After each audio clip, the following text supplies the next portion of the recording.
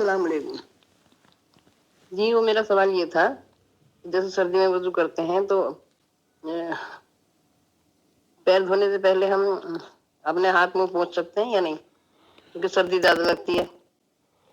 یہ سوال تھا میرا. السلام علیکم. وعلیکم السلام ورحمۃ اللہ وبرکاتہ. وضو کے حوالے سے یہ بہت اہم سوال ہے. اس سے پہلے کہ آپ کے سوال کا میں جواب دوں، دو باتیں آپ کی خدمت میں عرض کر دینا چاہتا ہوں. سب سے پہلے تو یہ کہ اللہ رب العالمین نے انسانوں کو گناہوں سے پاک اور ان سے علیحدگی اختیار کرنے یا انہیں ثواب میں تبدیل کرنے توبہ اور استغفار کے دروازے کھولے ہیں، اور ہر کام کو جب اللہ رب العالمین کے بتائے ہوئے طریقے اور نبی کریم صلی اللہ علیہ وسلم کی ہدایات اور سنتوں کے مطابق عمل کیا جاتا ہے تو اللہ رب العالمین ان اعمال کو، جن عبادات کو آپ کرتی ہیں، چاہے عبادات کی تیاری ہی کیوں نہ کرتی ہوں، تو ایسی صورت میں اللہ رب العالمین آپ کے گناہوں کو بخش دیتا ہے، گناہ دھل جاتے ہیں. اور اس طرح کی کئی احادیث اللہ کے رسول صلی اللہ علیہ وسلم نے جو فضیلت بیان کی ہے وضو کی، من توضأ فاحسن الوضوء، جس نے خوبصورتی کے ساتھ وضو کیا اس کے جسم سے اس کے گناہ نکل جاتے ہیں. یہ اللہ کے رسول صلی اللہ علیہ وسلم کی صحیح مسلم کی حدیث ہے، من توضأ فاحسن الوضوء خرجت خطاياه من جسده حتى تخرج من تحت اظفاره.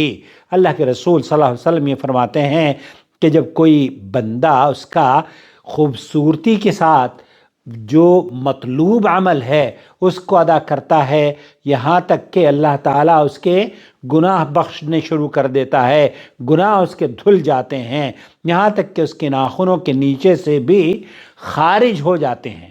تو یہ حدیث بندے کے لیے مغفرت کی خوشبو رکھتی ہے. اللہ سے دعا ہے کہ اللہ تعالیٰ میری وضو کو بھی اور آپ کی وضو کو بھی ایسا بنائے کہ ہمارے گناہوں کی بخشش کا سبب بن جائے، گناہ دھل جائیں. اب آپ یہ پوچھنا چاہ رہی ہیں کہ اگر سردیوں میں وضو کرتے وقت منہ دھویا اور منہ دھونے کے بعد ہم کیا کرتے ہیں، یہاں ایک چیز اور میں آپ کو بتانا چاہتا ہوں. منہ دھونے کے بعد عام طور پر جو ابھی آپ نے ویڈیو شیئر کی تھی نا مسرت صاحبہ، اس میں ایک غلطی ہے، اور اس غلطی کا میں سمجھتا ہوں کہ بر صغیر میں مجھے پلیز آپ جواب دیجئے گا، آپ کیا اس طرح سے اپنی وضو کو صحیح طور پر ادا کرتے ہیں؟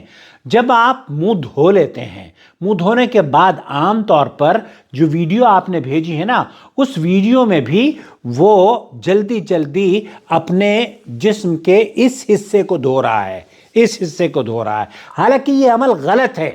یہ عمل آپ کی وضو کے لیے ضروری ہے کہ آپ کو جس طریقے سے اللہ تعالیٰ نے وضو کا حکم دیا ہے ویسے ہی کریں.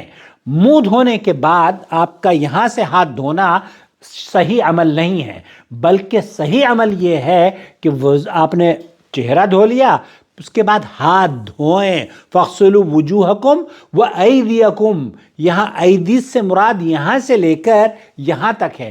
ہم لوگ کیا کرتے ہیں، جب ہم منہ دھو لیتے ہیں تو یہاں سے یہاں تک دھوتے ہیں، اور یہ گیلا ہوتا ہے چونکہ ہم پہلے ہی دھو چکے ہوتے ہیں تو اس کو بھول جاتے ہیں. شیخ محمد بن صالح العثیمین رحمۃ اللہ علیہ فرماتے ہیں کیونکہ اللہ تعالیٰ نے اس کا دھونے کا حکم دیا ہے چہرے کے بعد، تو یہ شرط ہے کہ آپ کو یہاں سے بھی دھونا ہے. تو اس کو ذرا نوٹ فرما لیجئے. اور کتنے لوگ ہیں جو چہرے کے بعد اسے دھوتے ہیں؟ ذرا پلیز مجھے بتائیے گا، کیا اس سے پہلے کسی ویڈیو میں آپ کو یہ جانکاری فراہم کی گئی ہے؟ نمبر 1. نمبر 2، آپ جو جاننا چاہ رہی ہیں وہ یہ کہ ہم نے منہ دھو لیا، اب ہاتھ دھونے سے پہلے ہم منہ کو صاف کر سکتے ہیں یا نہیں؟ بالکل اس میں کوئی قباحت نہیں ہے۔ شیخ سعد الخسلان اور شیخ عثمان الخمیس وغیرہ سے میں نے جو فتوے دیکھے ہیں سعودی عرب کے کبار علماء کے، انہوں نے اس کا لکھا ہے کہ اہل علم جب یہ فرماتے ہیں کہ وضو کی صحت کے لیے اعضاء کو پے در پے دھونا شرط ہے، تو ان کی مراد یہ ہوتی ہے کہ پہلا عضو اپنے آپ سوکھنے سے پہلے دوسرا عضو دھو لیا جائے۔ آپ کی بات سمجھ میں آئی یا نہیں آئی؟ چلیے ایک بار پھر میں آسان زبان میں آپ کی خدمت میں پیش کرتا ہوں۔ ایک آدمی نے منہ دھو لیا، اب وہ جب ہاتھ دھونے جا رہا ہے تو اتنی دیر نہ ہو کہ منہ خود خشک ہو جائے۔ یہ جو خود خشک ہونا ہے یہ کتنی دیر میں ہوتا ہے؟ تقریباً 5-7 منٹ سے تو کم لگتے نہیں ہیں منہ صاف ہونے میں یا منہ خشک ہونے میں۔ کسی چیز کے استعمال سے، تولیہ، ٹیشو پیپر یا رومال کے استعمال سے کوئی فرق نہیں پڑتا۔ آپ کو جو وضو کی شرائط میں سے ہے نا، موالات الوضو، یعنی کہ اعضاء کو پے در پے دھونا، وہ اس کا مطلب یہ ہے کہ اتنی دیر نہ چھوڑا جائے وضو کے اعضاء کو کہ آپ نے منہ تو دھو لیا ہے اور ہاتھ دھونے میں آپ اتنی تاخیر کر رہے ہیں کہ آپ کا چہرے کا جو پانی ہے وہ خشک ہو گیا ہے، تب آپ کو نئے سرے سے وضو کرنا ہوگا۔ البتہ اگر کوئی شخص پہلا عضو دھو کر اتنی دیر بیٹھا رہے کہ وہ خود بخود خشک ہو جائے تو یہ موالات کی منافی امر ہے، پھر تو آپ کو وضو کا اعادہ دوبارہ سے وضو کرنی ہوگی۔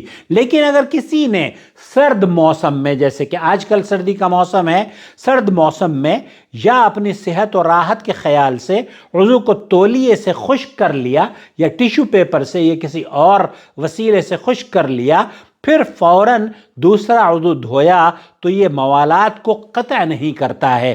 یہ موالات یعنی پے در پے ہاتھوں اور منہ اور ہاتھ کے دھونے میں خلل پیدا نہیں کرتا ہے، یہ آپ کے وضو میں خلل پیدا نہیں کرتا ہے۔ وضو میں خلل پیدا اس وقت ہوگا جب یہ ڈیوریشن لمبی ہو جائے گی اور آپ کا چہرہ آپ نے دھویا، ہاتھ دھونے سے پہلے چہرہ خود بخود خشک ہو جائے، تب آپ کو نئے سرے سے وضو کرنی ہوگی۔ اس لیے اگر آپ سردیوں کی وجہ سے ایسا کوئی عمل کریں تو یہ بالکل صفائی، احتیاط اور اپنی صحت کا خیال رکھنے کے عین مطابق ہے، اور اس سے شریعت میں آپ کے وضو پر کوئی خلل پیدا نہیں ہوتا۔